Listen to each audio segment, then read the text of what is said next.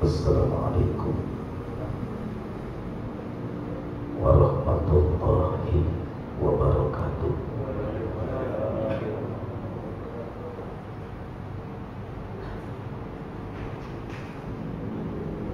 Bismillahi walhamdulillahillazi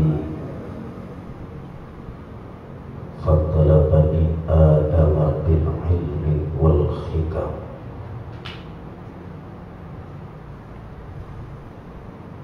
Asyhadu an la ilaha illallah wahdahu la syarika lah,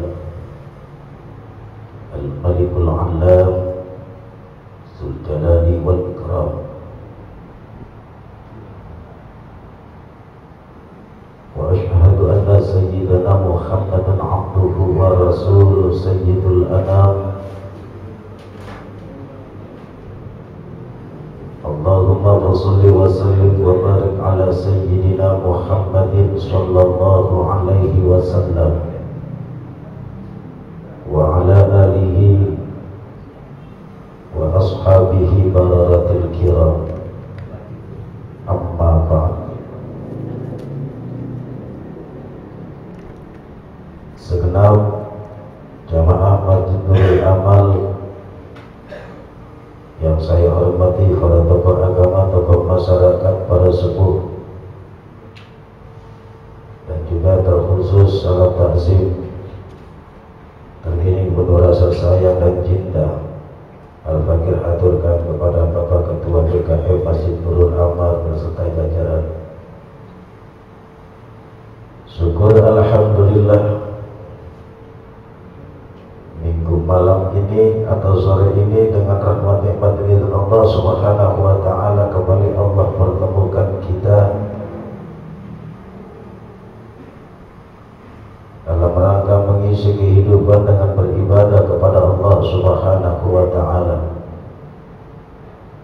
Semoga butiran-butiran ibadah yang kita laksanakan di dalam perjalanan hidup kita hari ini, sejak kita terbangun dari tidur sampai pada akhirnya kita tidur nanti kembali, dan tidur kita pun mudah-mudahan bagian ibadah yang bernilai amal soleh di sisi Allah Subhanahu wa taala. Karena itulah tujuan utama penciptaan makhluk bernama manusia. Wa ma khalaqtul jinna wal insa illa liya'budun. Allah kagak bakal ciptain makhluk jenis bangsa jin ataupun kita manusia kecuali satu tujuannya, untuk beribadah kepada Allah Subhanahu wa taala. Karena memang ibadah adalah tujuan utama penciptaan manusia, maka sejak awal penciptaan ruh manusia, ketika manusia di alam ruh, sudah diajarkan tentang iman, dan Allah bertanya tentang keimanan. Apa yang Allah pertanyakan kepada setiap ruh makhluk yang bernama manusia ketika berada di alam arwah? Alastu birabbikum. Apakah benar aku ini Tuhan kalian? Dan pada saat itu serentak kompak semua jawaban yang sama, tak ada yang beda. Apa yang kita lontarkan jawaban ketika Allah bertanya alastu birabbikum, apakah aku ini Tuhan kalian? Seluruh ruh yang ada pada saat itu menjawab bala syahidna, benar ya Allah, kami bersaksi, kami beriman, kami percaya bahwa Kau adalah Tuhan kami.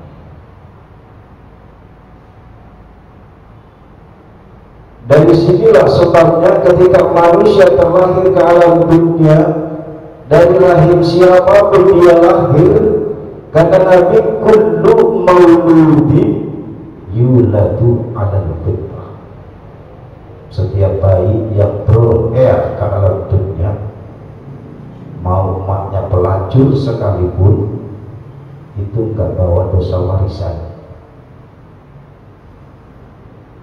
Biar mak bapaknya berada di luar koridor Islam, ketika dia lahir ke alam dunia, belum bawa dosa ibadah yang dilakukan oleh orang tuanya yang menyembah selain kepada Allah, yang menyembah kepada Allah. Artinya tetap anak ini masih keadaan muslim. Begitu beranjak dewasa berkembang, orang tuanya lah yang berperan, yang membentuk karakteristik seorang anak, apakah dia menjadi Yahudi atau Nasrani. Input yang masuk itulah yang mempengaruhinya. Makanya sejak awal kita, setiap orang tua muslim berkewajiban menanamkan nilai-nilai iman kepada seorang anak. Islam oleh Allah dijadikan sebagai agama rahmatan lil alamin. Itu sebabnya Islam sejak dini menanamkan nilai-nilai keimanan kepada seorang anak. Rasulullah mencontohkan ketika Hasan Husain cucu baginda Rasul lahir ke alam dunia, karena Rasulullah sallallahu alaihi wasallam adzana al-Hasan wal Husaini fi udunayhi al-yumna wa iqamati fi udunayhi al-yusra. Begitu anaknya Sayyidina Ali dan Siti Fatimah yang bernama Sayyidina Hasan dan Husain lahir ke alam dunia, Rasulullah sudah menanamkan nilai-nilai iman. Caranya bagaimana? Diadzankan di telinga kanan dan diiqamahkan telinga kiri. Apa maksudnya ini? Sosiologi pendidikannya bilang, Pak, bayi yang baru lahir itu ibarat kaset kosong. Kaset kosong kalau dipakai merekam, rekamannya bagus. Orang tua yang bijaksana, orang tua yang cinta sayang kepada anak dan berharap anaknya tumbuh berkembang menjadi generasi muslim soleh dan solehah, begitu baru lahir ke alam dunia, sudah nafsu jalalah yang diperdengarkan oleh orang tuanya kepada seorang anak. Belum sempat dengar lagunya Ayu Ting Ting, udah lafaz Allah yang terekam dalam memorinya. Apa tujuannya? Ini penanaman iman. Nah, kamu nanti tumbuh besar, silakan kau mau jadi apapun saja. Kalau kau ingin jadi jenderal, jadilah jenderal, tapi jadi jenderal yang beriman. Karena jenderal yang beriman, insya Allah akan menjadi jenderal yang berada di front terdepan dalam rangka menegakkan li'iklati kalimatillah. Insya Allah akan berjuang bersama-sama dengan ulama dan jamaah. Insya dengan mengazankan di telinga kanan dan mengiqamahkan di telinga kiri, ada sebuah pesan moral disampaikan oleh orang tua kepada anaknya, tertanam sebuah harapan, nak, hilangkan kau nanti tumbuh besar jadi pejabat, tapi jadilah pejabat yang beriman, yang rukun dan sujud kepada Allah Subhanahu wa ta'ala. Kalau pejabatnya rukun dan sujud beriman kepada Allah, insya Allah harta negara aman. Kenapa? Karena punya etika otonom, merasakan kehadiran Allah dekat dalam hidupnya, merasakan Allah selalu mengawasi hidupnya. Kita ini terkadang suka sadis, Allah sering kita tekan dalam kehidupan. Ada dalam sebuah cerita karikatur dikisahkan, ada seorang tukang ojek, lampu merah nyelonong. Kemudian di depan ditangkap oleh Pak Polisi. Karena ditangkap oleh Pak Polisi, diperiksa, ditanya, Bang, abang tahu gak kalau di depan tadi ada lampu merah? Tahu, Pak. Kenapa abang nyelonong? Saya nggak tahu kalau di depan ada bapak. Inilah disiplin kita, sering disiplin mati. Disiplin kita cuma kalau ada yang nongkrongin. Padahal ibadah Ramadan, puasa mengajarkan kepada kita untuk bisa merasakan kehadiran Allah dekat dalam hidup kita. Contoh, saat kita berpuasa, siang kan kita sholat zuhur. Pada saat kita mau sholat zuhur, kita kan berwudu. Andai kata saat berwudu di tengah keringnya tenggorokan, rasa haus mencekam, lapar melilit perut, kita korupsi minum untuk menghilangkan rasa haus yang begitu luar biasa di tengah terik mentari pada saat berpuasa. Andai kata itu kita lakukan, jangankan satpam yang ada di depan, Pak, teman sebelah kita berwudu, insya Allah nggak tahu. Tapi kenapa kok tidak kita lakukan? Ada rasa malu sama Allah. Nah, inilah yang perlu kita tanamkan, keimanan semacam ini kepada anak-anak kita sejak dini, agar mereka merasa diawasi oleh Allah Subhanahu wa Ta'ala. Kalau anak sudah bisa merasakan kehadiran Allah dekat dalam hidupnya, insya Allah mau jadi apapun dia nantinya aman. Mau kemana pun dia melangkah dalam kehidupannya, insya Allah aman. Itu sebabnya tanamkan iman sejak usia dini. Inilah yang dicontohkan oleh baginda Rasul Sallallahu Alaihi Wasallam.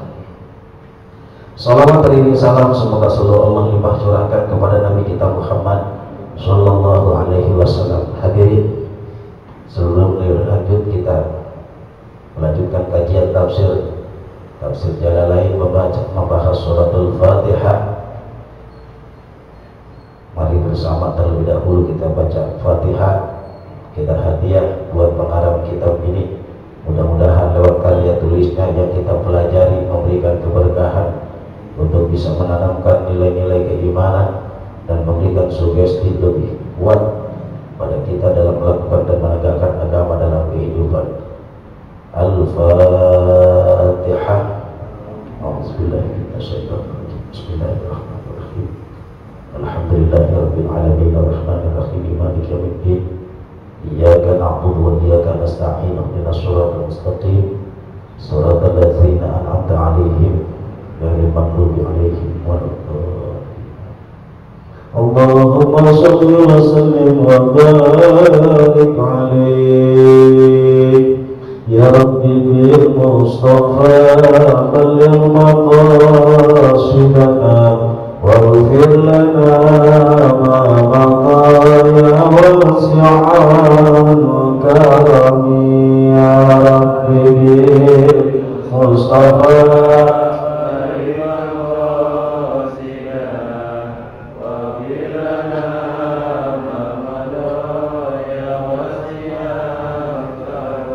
Maulaya salli wa sallim daiman abada ala habibika khairi khalqi kullihim. Ya Rabbi bil Mustafa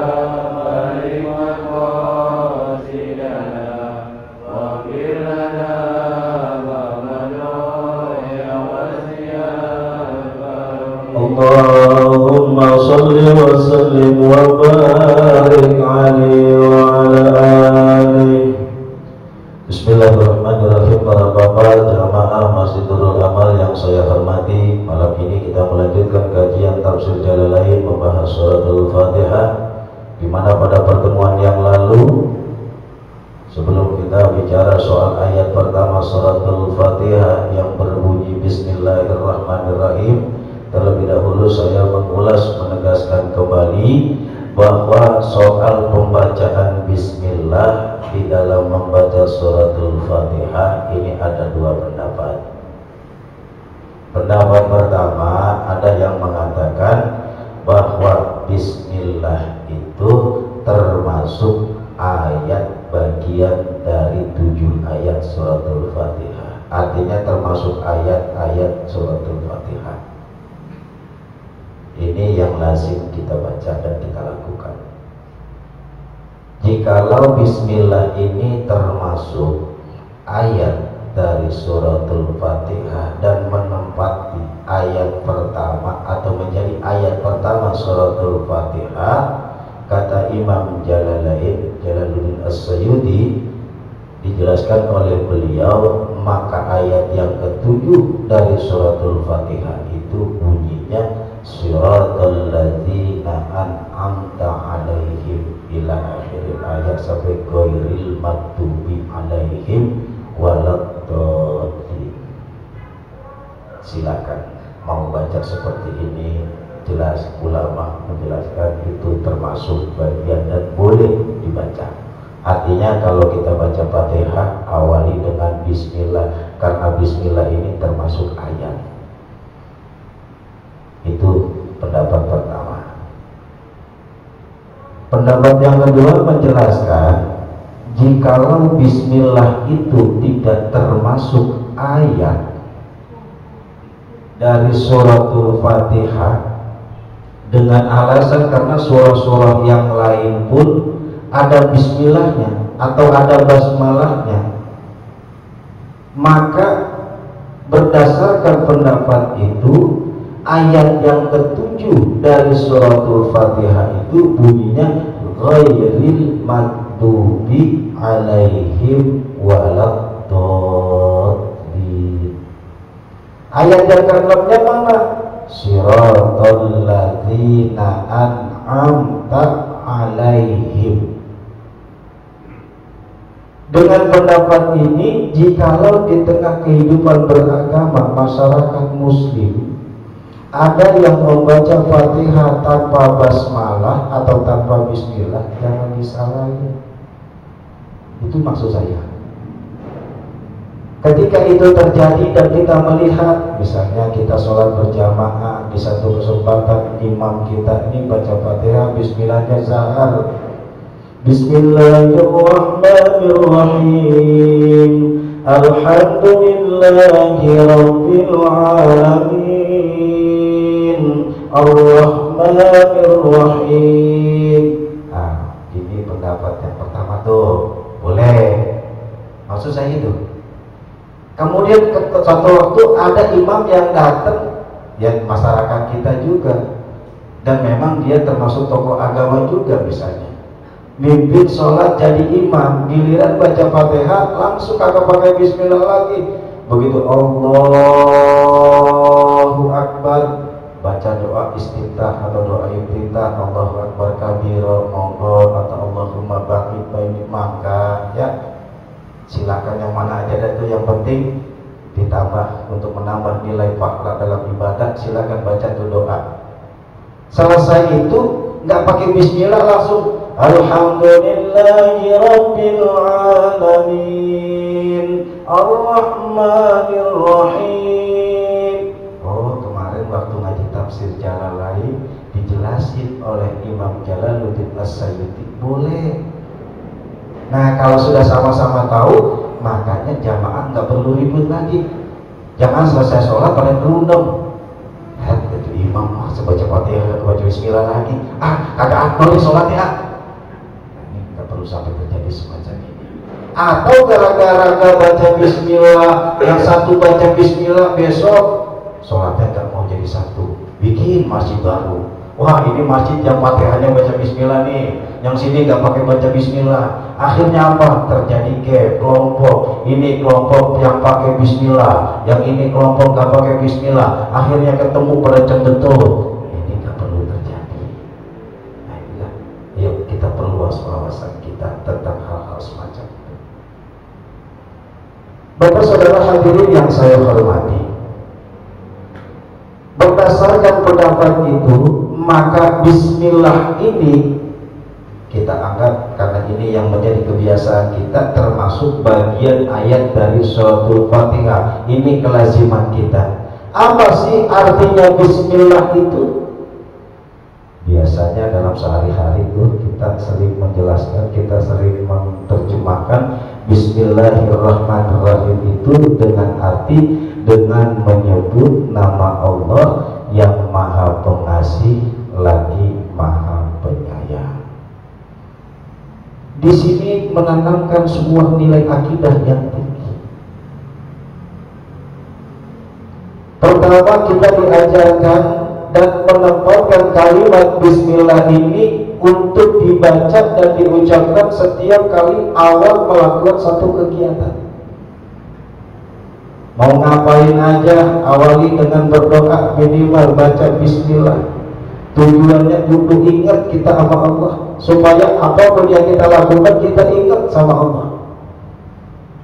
Kita mau makan, bismillahirrahmanirrahim. Ya Allah, ini makanan yang saya makan adalah buah kasih sayang-Mu, rizki dan karunia-Mu. Saya nggak bisa makan seperti ini kalau tidak Kau berikan saya nikmat.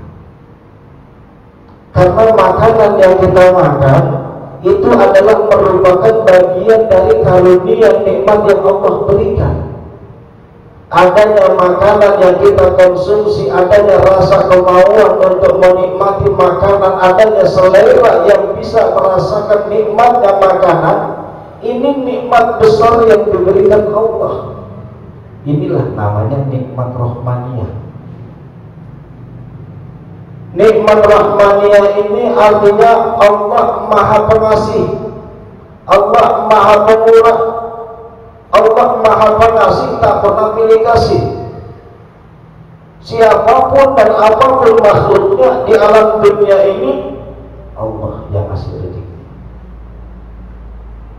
Wa ma min dabbatin fil ardi illa 'alallahi rizquha. Tidak ada satu yang melantang pun di alam dunia ini illa 'alallahi rizquha, kecuali Allah yang ngasih rezekinya. Dan dari sini tanamkan satu keyakinan, kita tidak boleh ada rasa takutnya ntar ketemu rezeki apa enggak. Ya, mereka kata Yahudi tuh buang jauh-jauh. Prinsip tanamkan dalam diri, selagi Allah kasih kita hidup, pasti ada rezekinya. Tapi pun, sekalipun memang benar, selama Allah kasih kita hidup pasti ada rezekinya, Pak, kita kudu ikhtiar, kudu ada syariat, kudu ada usaha. Jangan cuma menghitung khayalan sambil wirid. Jikalau andai kata umpamanya, jikalau andai kata umpamanya. Kalau itu yang jadi wirid kita setiap waktu, tanpa ada usaha, insya Allah lapar terus.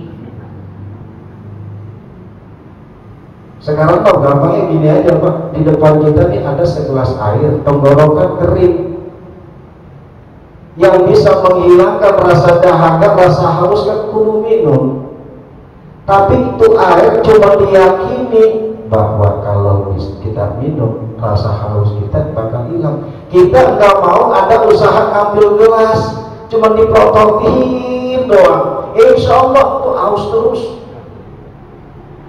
Coba kalau kita usaha, ambil sedotan tusuk, kita ambil gelas dan sedot, alhamdulillah hilang. Nah, yang menghilangkan rasa dahaga di diri kita, minum itu bukan minumnya, tapi izin Allah Subhanahu wa ta'ala. Air yang kita minum ini cuma syariatnya.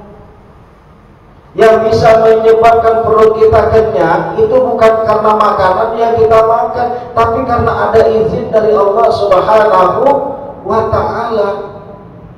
Sebab ada sesuatu yang namanya khariqul adat, keluar dari kebiasaan. Contoh,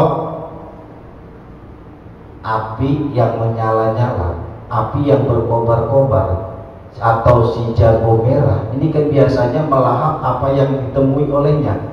Itu umum terjadi, hukum alam semacam itu. Sunatullah, proses kehidupan normal, bahwa api akan membakar seluruh apa yang ditemuinya. Kalau sudah terbakar oleh api, bakal hangus. Nggak percaya? Buktiin. Api yang menyala menyebabkan kita merasakan adanya rasa panas. Ini normatif. Tapi ada khawariqul adat yang keluar dari kebiasaan. Contohnya mana? Ketika Nabi Ibrahim dibakar Raja Namrud, kan? Begitu api berkobar menyala-nyala, Nabi Ibrahim itu dilontar dari satu bukit, karena apinya gede tuh, dilontar pakai selopetan. Agak dilempar gini, pakai selopetan. Masuk. Sebelum Nabi Ibrahim jatuh ke tumpukan api yang berkobar-kobar itu, Allah berpesan kepada api itu. Apa pesan Allah kepada api yang menyala-nyala? Ya narukuni bardan wasalaman ala Ibrahim. Allah berfirman kepada api, wahai api, dinginlah kamu, sejuklah kamu, dan menyelamatkan Nabi Ibrahim. Dan sejak saat itu Nabi Ibrahim masuk ke dalam sedikit pun, jangan lagi panas, hangat kada Pak, biasa aja. Selesai api padam, Nabi Ibrahim keluar. Nabi Ibrahim keluar, jangan lagi tubuhnya, bajunya nggak ada yang molok kebakar. Beda sama kita pakai baju ketempel Nabi rokok, insya Allah bohong. Kenapa ini terjadi? Karena yang menghanguskan itu bukan api, izin Allah Subhanahu. Nah, dari hal-hal semacam ini, makanya kalau kita mau makan, kita mau minum, mau ngapa-ngapain, awalilah dengan membaca Bismillahirrahmanirrahim. Artinya kita kudu ingat bahwa yang memberikan semua ini adalah Allah Subhanahu wa ta'ala. Yang Allah berikan kepada kita nikmat di alam dunia ini namanya nikmat rahmaniyah. Nikmat rahmaniyah ini bila diurai, wa in ta'uddu nikmatallahi la tuhsuha. Kagak ada kemampuan kita untuk hitung nikmat Allah berapa besar, berapa banyak, berapa jumlah kalkulasi nikmat yang Allah berikan ke alam dunia dalam kehidupan kita, gak ada daya. Padahal nikmat rahmaniyah ini isinya cuma satu, yang aktif aja kita keteteran. Allah Subhanahu wa ta'ala ciptakan yang namanya makhluk bernama nikmat, itu jumlahnya cepet. Ngerti cepet Pak? 100 ya Pak ya? Setelah dari jumlah 100, satu Allah turunkan ke alam dunia. Ini namanya nikmat rahmaniyah. Nikmat rahmaniyah yang satu ini diurai, dibagi-bagi, seluruh makhluk kebagian. Nggak ada yang nggak kebagian, semuanya kebagian. Yang baik, yang jahat, yang beriman, yang kagak beriman dibagi, diaur oleh Allah, diobral sesuai jatah kebutuhan dan manfaat kemampuan manusia membawanya. Nah, 99 yang kiu-kiu nih, itu besok namanya nikmat rohimiyah. Kalau yang satu nikmat saja yang namanya nikmat rahmaniyah, itu diingatkan oleh Allah, kita tidak akan punya daya dan kemampuan untuk mengkalkulasikannya, untuk menghitungnya, apalagi nikmat yang 99. Karena begitu besarnya nikmat yang 99 ini, makanya Allah dalam hadis qudsinya pernah bilang, mala ainun ra'at wala udhunun sami'at wala khatara qalbul bashar. Subhanallah. Makanya cerita surga gak ada gak enaknya, enak tenang. Kalau orang Jawa enaknya gitu. Kalau orang Betawi bilang enak ya enak. Tapi kalau orang Jawa pakai ismu tafdil Pak. Ismu tafdilnya orang Jawa tuh bilang enak, enak ditambahin tenang. Itu pada saking nikmat dan saking enaknya. Ismu tafdil kalau istilah bahasa ilmu nahwunya. Satu kenikmatan yang maknyus, top markoto. Nah, sekali lagi, jadi Bismillah ini mengajarkan kepada kita bahwa apapun yang kita rasakan dalam hidup ini adalah bagian nikmat yang diurai diberikan Allah kepada kita. Kita kudu bersyukur, kita kudu ingat. Sebab nikmat Allah itu tidak pernah putus dalam perjalanan hidup kita. Tadi saya katakan dari sejak kita bangun tidur, kita beraktivitas sampai kita tidur kembali, dan termasuk tidur kita itu, ini adalah bagian nikmat yang diberikan oleh Allah Subhanahu wa Ta'ala. Jikalau nikmat yang kita rasakan dalam perjalanan hidup kita ini kita syukuri, ada sebuah penghargaan besar yang diberikan Allah kepada kita dalam ayat yang familiar, yang sering kita dengar, sering kita ucapkan, sering kita mengkajinya. La in syakartum la azidannakum wa la in kafartum inna azabi lasyadid. Jikalau kalian syukuri apa yang aku kasih, jikalau kalian pergunakan dengan baik nikmat yang aku berikan, jikalau kalian fungsikan nikmat sesuai dengan fungsi nikmat yang diajarkan oleh yang memberikan nikmat, janji Allah, la azidannakum, pasti ada la zaidah nun taukid, artinya Allah memberikan sebuah janji yang pasti. La azidannakum, pasti kami akan tambahkan buat kalian. Jadi syukurnya kita atas nikmat yang diberikan Allah, hakikatnya ini adalah kunci pembuka rahmat nikmat Allah yang lain. Semakin kita pandai menggunakan nikmat, kepercayaan Allah kepada kita semakin tinggi. Karena Allah percaya sama kita begitu tinggi, Allah makin royal, Allah makin royal, makin banyak nikmat yang bakal Allah berikan.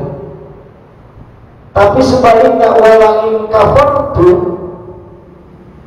jikalau kalian salah menggunakan nikmat, nikmat dipergunakan bukan untuk taat kepada Allah, tapi untuk bermaksiat kepada Allah. Nikmat dijadikan sarana untuk meleburkan diri dalam perbuatan-perbuatan yang dilarang oleh agama. Ada sebuah peringatan keras disampaikan Allah. Inna azabi lasyadid.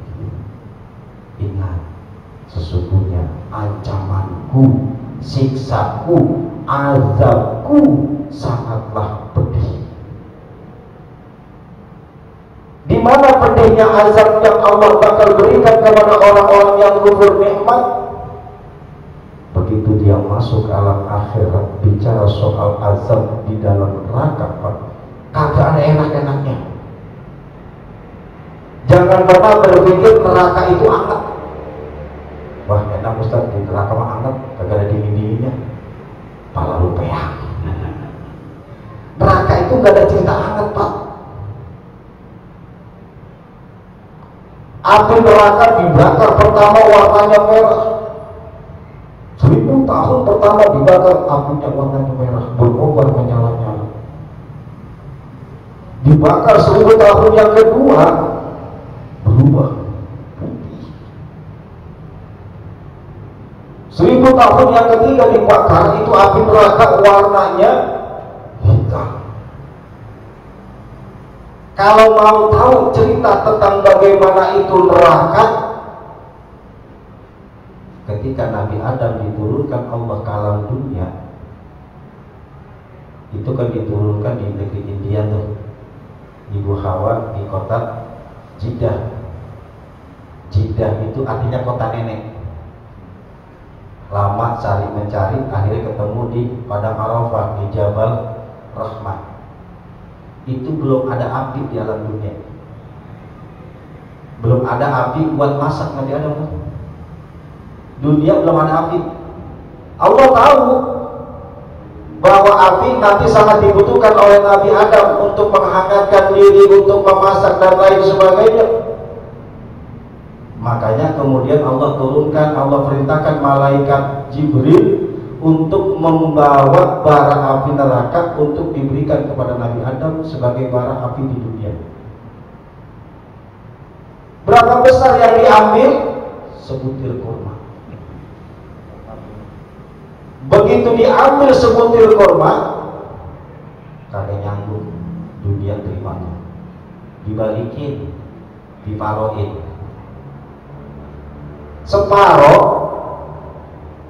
dibawa turun lagi, direndam di 7 lautan, kemudian diangkat, ditaruh di atas gunung yang diletakkan bara api neraka yang sudah direndam di 7 lautan meleleh. Akhirnya ini api neraka, baranya sumbernya diangkat lagi. Yang ketinggalan yang ada itulah berkas-berkas bara api neraka yang dulu pernah ditinggalkan. Keterangan ini kita bisa dapatkan di dalam kitab Daqaiqul Akhbar. Jadi api yang ada saat ini yang disebut jago merah, seberapapun besarnya, itu cuma bunga-bunga api neraka. Kalau bunganya saja bisa menghanguskan, bagaimana yang namanya tangkal dan pokoknya api neraka? Makanya di neraka Pak, itu udah gak ada cerita mati. Begitu manusia disiksa dengan segala bentuk siksaannya, nggak ngalamin mati lagi. Adanya mati cuma di dunia.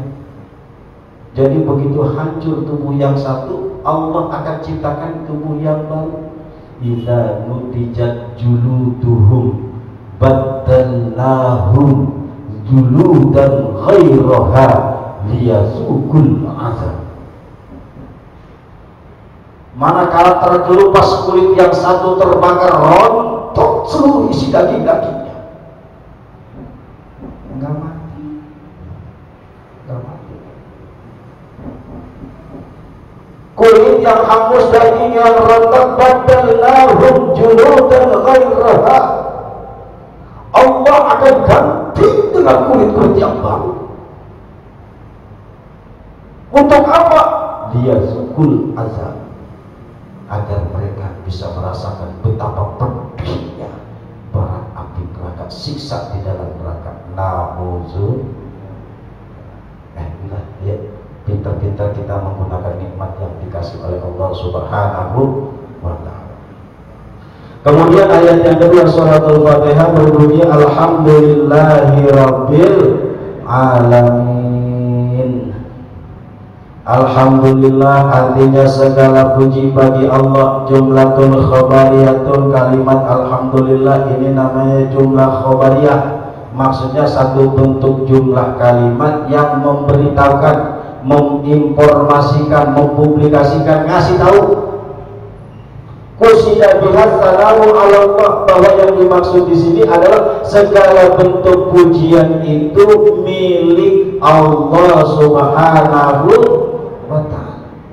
Kan kalimat pujian ini ada 4. Qadimun li qadimin, qadimun li hadisin, hadisun li qadimin, hadisun li hadisin. Puji Allah bagi Allah, puji Allah bagi makhluk, puji makhluk bagi Allah, puji makhluk bagi makhluk. Inilah puji-pujian yang saya kira temukan dalam kehidupan.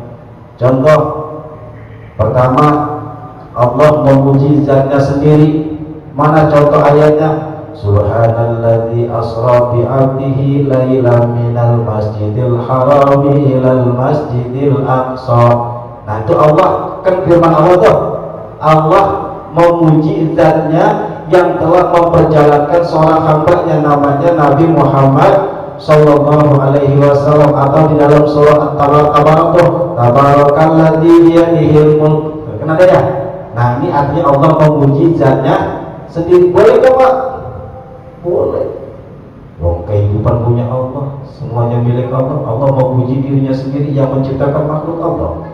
yang maha hebat Allah, yang maha besar Allah, yang maha agung Allah, yang maha perkasa Allah. Allah puji dirinya sendiri, pantas.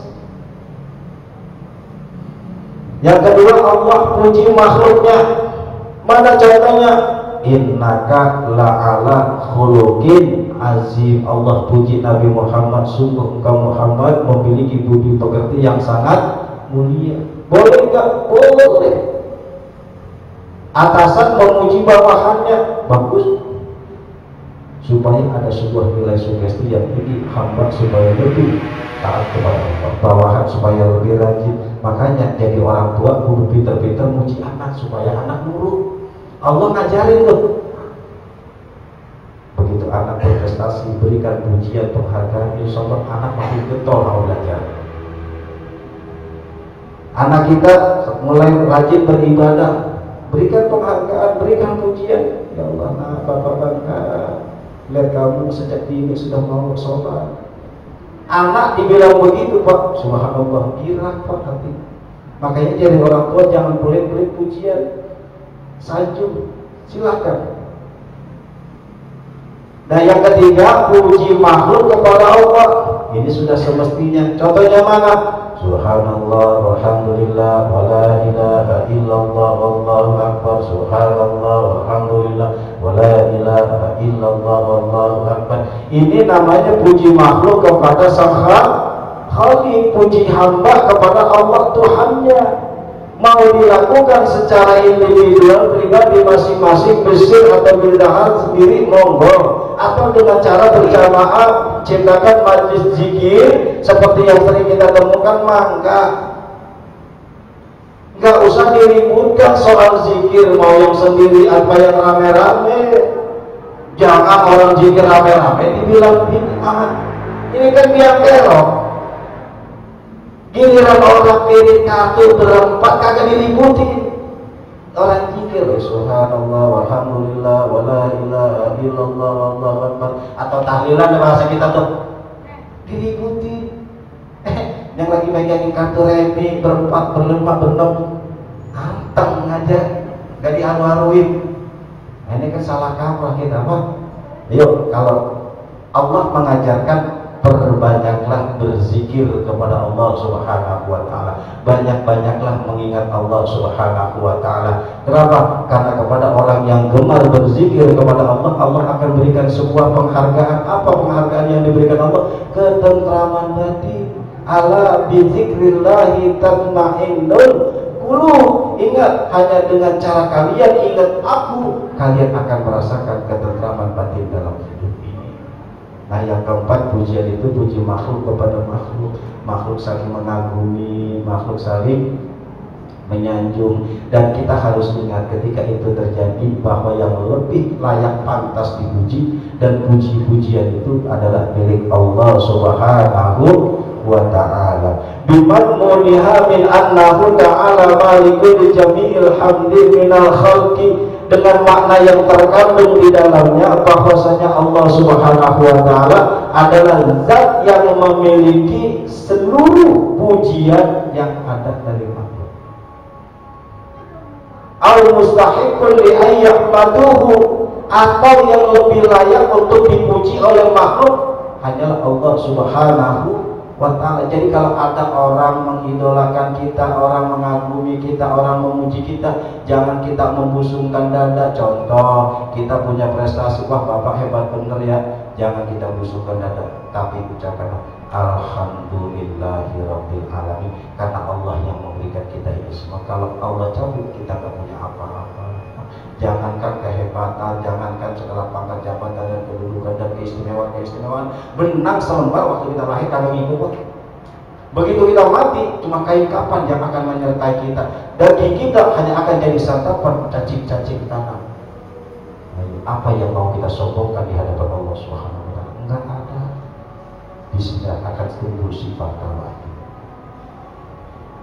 Wallahu a'lamu 'alal maqbudi bihaqqi, dan Allah adalah satu nama yang berhak untuk disembah dengan sebenar-benarnya penyembahan.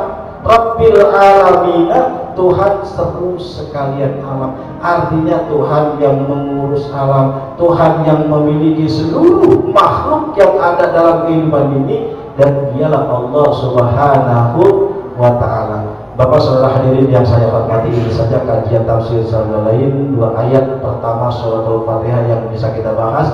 Mudah-mudahan dari apa yang sudah kita pelajari akan menambah keimanan kita kepada Allah Subhanahu wa ta'ala, menumbuhkan sifat tawadhu dan menjadikan kita orang yang mampu merendahkan diri kita di hadapan Allah Subhanahu wa ta'ala. Dan kepada orang-orang yang mau merendahkan dirinya di hadapan Allah, maka Allah akan tanamkan rasa cinta kepada orang itu. Ketika Allah sudah cinta kepada orang itu, hamba itu, maka tidak akan ada kesengsaraan yang dirasakan oleh si hamba. Al-Fatihah. A'udzubillahi minasyaitonirrajim. Bismillahirrahmanirrahim. Alhamdulillahirrahmanirrahim. Maliki yaumiddin. Iyyaka na'budu wa iyyaka nasta'in. Ihdinas siratal mustaqim. Shiratal ladzina an'amta 'alaihim ghairil maghdubi 'alaihim waladdallin. La ilaha illallahul hakimul karim. Subhanallah rabbil arsyil azim. Alhamdulillahi rabbil alamin. Allahumma shalli wa sallim wa barik ala sayyidina Muhammad wa ala ali sayyidina Muhammad. Allahumma amina bil ilmi wa zayyina bil hilmi wa akrimna bil taqwa wa jammilna bil afiyah. Allahumma iftah lana futuhal arifin wa faqihna fid din warzuqna amal al ikhlas wal yaqin warzuqna sa'adatad darin wa ziyaratal haramain wa rizqan katsiran halalan tayyiban wa mubarakan walhamdulillahi rabbil alamin. Terima kasih atas segala kebersamaannya, lebih kurang mohon maaf. Mari bersama kita tutup pengajian kita ini dengan kifaratul majlis. Subhanakallahumma wa bihamdika asyhadu an la ilaha illa anta astaghfiruka wa atubu ilaik. Hadanallahu wa iyyakum ajmain. Wassalamu alaikum warahmatullahi wabarakatuh.